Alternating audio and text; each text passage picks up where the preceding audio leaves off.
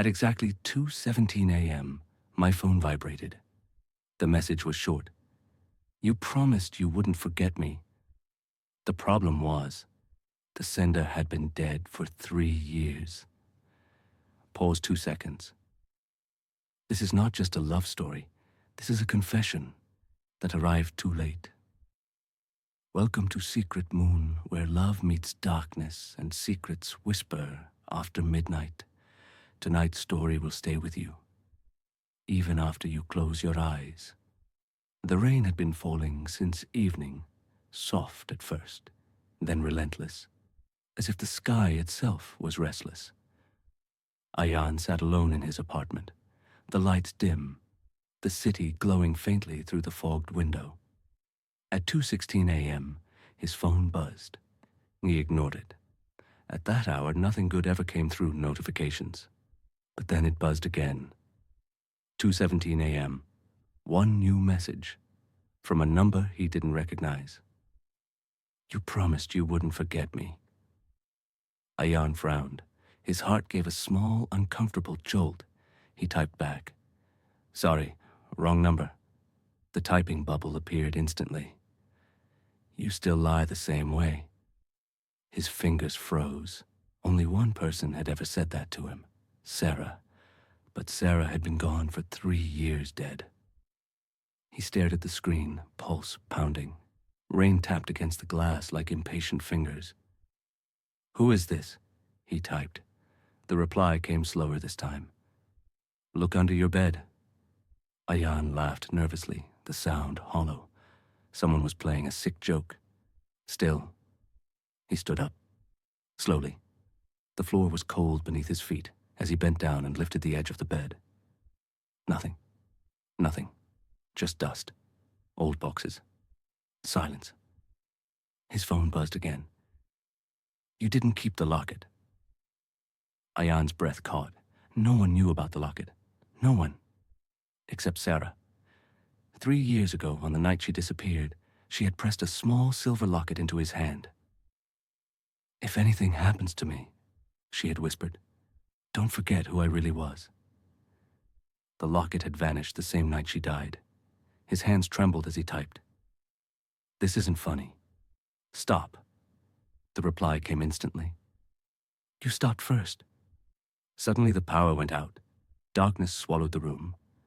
Ayan's phone screen became the only light. Another message. Do you remember the night it rained like this?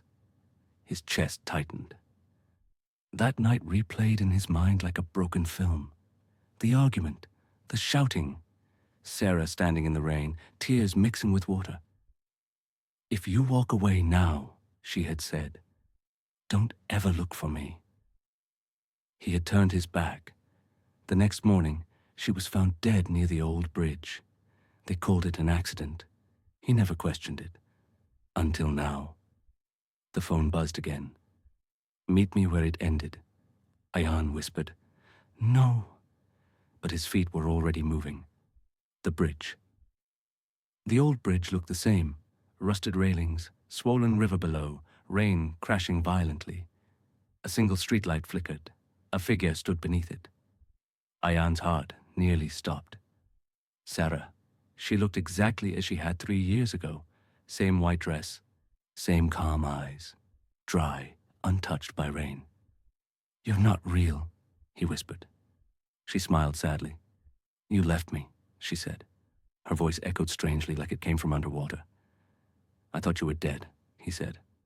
I was, she replied softly. But not by accident. Ayan felt dizzy. What are you saying? She stepped closer. The air grew colder. You heard me fall, she said. You didn't turn back. Memories flooded him. The splash. The scream he pretended not to hear. I was scared, he whispered. Sarah opened her locket. Inside was a photo of them. And a recording button. She pressed it. His own voice filled the night. If anyone asks, say she slipped. We were fighting. I don't want trouble. Ayan collapsed to his knees. I didn't mean to, he cried. Sarah knelt in front of him. I just wanted you to remember, she said. and confess. Sirens wailed in the distance.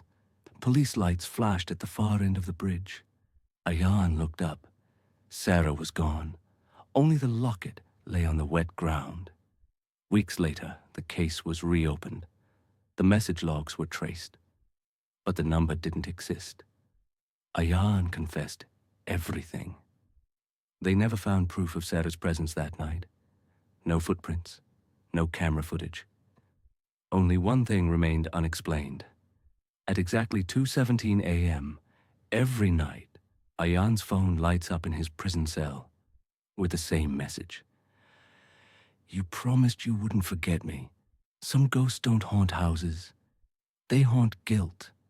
And some messages arrive exactly when the truth can no longer stay buried.